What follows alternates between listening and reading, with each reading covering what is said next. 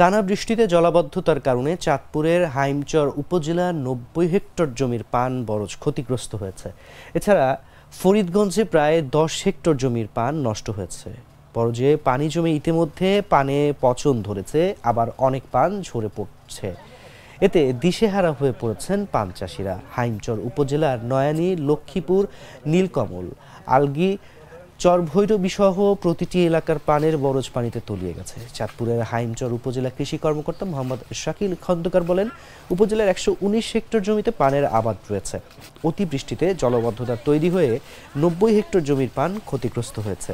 পান চাষের সঙ্গে জড়িত রয়েছেন ১,০৭২ কৃষক। ক্ষতিগ্রস্তদের তালিকা তৈরি এবং ক্ষতির পরিমাণ নির্ধারণ করে ঊর্ধ্বতন কর্তৃপক্ষের কাছে পাঠানো হবে। বোর করতে ১০ লাখ টাকা খরচ হয়েছে। লতা কিনছি ৫০,০০০ টাকার মতন। এক মাস আগে ধরেন লতা লাগাইছি, অন্তত পানও বিক্রি করতে পারি না। বৃষ্টির কারণে পুরা কমার পিনার পানি হয়ে গেছে, পুরা সব পচে গেছে, কোনো কিছু নাই। লতার মূল পুরা গেছে গিয়া, সব পচে গেছে। আমরা যেন এরা কিছু করতে পারুম, কোনো করার কোনো কিছু নাই। আমি ১.৫ লক্ষ টাকা আনছি কৃষি ব্যাংকের তো, আইনা এই বোর করছি ২০ শতাংশ জমিনের ভিতরে এই বোর ওই বোর করছি। আমার সব বোর পানি সব রয়ে গেছে, পুরো আমরা হচ্ছে গেছি, সব পানি শেষ হয়ে গেছে সব।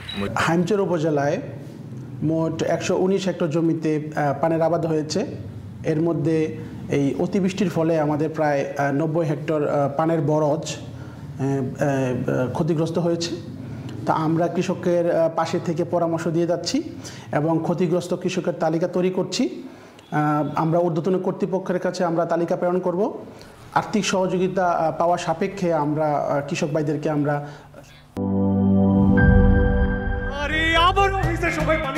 উফ, ২ দিন পর পর একই ঝামেলা।